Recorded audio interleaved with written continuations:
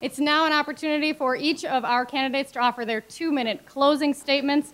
Again, I please ask our audience to refrain from applauding, even if you absolutely love your candidates. I certainly appreciate your enthusiasm.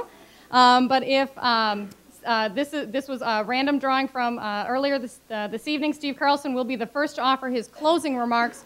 You have 2 minutes for closing remarks. Okay, I'm going to kind of improvise here. Hope you don't mind. I thank everybody for coming out.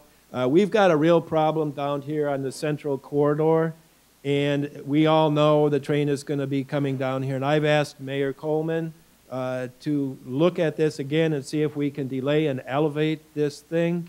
Because, for instance, yesterday I just read this in the paper that there's a lot of lawyers now who are getting involved in the Pioneer Press. They're going to help shopkeepers maybe renegotiate their lease, protect themselves against the onslaught of this train.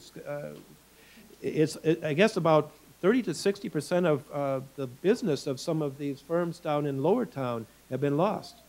So they lost 30 to 60% of their business. This is something that I really want to, it really to me epitomizes the failure of the stimulus plan. And as Obama comes into town, I'd like him to look at this and say, is this what jumpstarts the economy? Is this the rebuilding our infrastructure when we tear up a road and then we replace it with a train that nobody really wants? I would like to hear more about this. It's going to reduce us, as far as I'm concerned, it's going to reduce us to a suburb on the way to Minneapolis. I don't think anybody thinks it makes sense, and I'd like people to take another look at it. I guess I got to look at the clock here. I'd like you to look at my website. I've actually gone through and discussed all of the questions that we've all submitted, and I've compared and contrasted our positions. Now this is a big election. This is the big one. America's in trouble, and we need a new Congress to save the day. And I would like to be that person that goes out there and gets to work right away with the Tea Party to downsize the government, to return the power and the revenue to the state of Minnesota and get us to work. I'd also like to help the businesses at the ground to get a lot of the paperwork out of the way and get them so they can hire who they need right now to get things started. Okay, thanks. Thank you very much. Betty McCollum, if you would offer your 2-minute closing remarks, please. Well, it has been an honor to serve families in Congress, and I'm asking to have people vote for me in the next election. As I said, I grew up in South St. Paul, raised my children in North St. Paul, and live in St. Paul. I think I live in the greatest community, the greatest state, and I know from having the privilege of traveling around the world representing the United States, the greatest country in the world. There are tough choices to be made this coming election. We need to strengthen our economy, no doubt. Many families continue to hurt. Many families are struggling. Seniors need to have the support from our community so that they can retire in dignity. And we need to invest in our children in order to continue to be #1. That's my goal, putting our families first. And I do want to go back and I do want to pass middle-class tax cuts because I do believe in this time of fragile economy, we need to make sure that middle-class families and businesses have what they need in order to move forward and be successful. There's a lot of work to do. But we need to conduct ourselves, and I'm very pleased with my two opponents here, we need to continue to conduct the rest of this debate with civility and with dignity and with respect.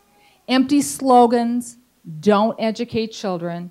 Hateful speech doesn't respect and honor our veterans.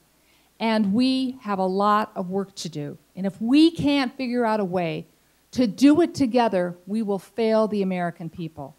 So you have my commitment, if reelected to go back to Congress, to treat fellow members and to treat everyone here in this country with civility and respect as we struggle to come together to solve our problems. I want to thank the Wilder Foundation for opening up their hospitality and the League of Voters for hosting this. Thank you. Teresa Collette, if you would offer your 2-minute closing statement, please. In describing my experience in running for Congress, people are surprised when I say it's actually made me less cynical. The reason it's made me less cynical is because I have become even more firmly convinced that everyone in this room loves this country and that everyone in this room wants to build the common good. The fundamental disagreement is how we get there. Congresswoman McCollum presents one view, and she pursues it with passion and with skill. I present a contrasting view. I believe that a smaller, smarter government enhances individual freedom.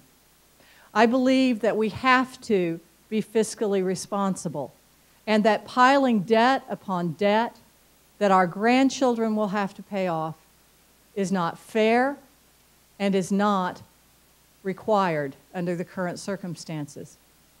I want to go to Washington and I want to say no to many of the big government programs, not because they're not well-intentioned, but because the effect of those programs too often is to impose mandates on state governments and local governments, to require individual businesses and individuals themselves to act in a way that, if left free, is not the best way to go forward. The American people, and Minnesotans in particular, have proven themselves over our entire history of being creative, pragmatic, ability to solve remarkable problems. We have to unleash that by getting government out of the way and not so burdening them with debt that they are unable to implement the ideas and the vision that they want to create. This election is about ideas more than individuals, and I hope you're persuaded by mine. I'm Teresa Collette, and I'd like your vote. Thank you very much.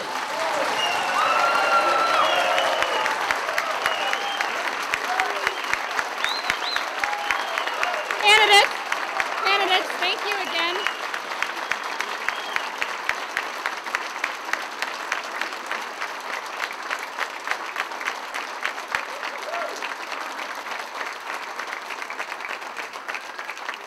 Candidates, thank you again. Thank you again for participating this evening. I'd also like to thank our audience for your patience and your enthusiasm this evening. Please remember that the general election is Tuesday, November 2nd. Polls open at 7 a.m. and close at 8 p.m. Please register to vote. We'll see you at the polls on Tuesday.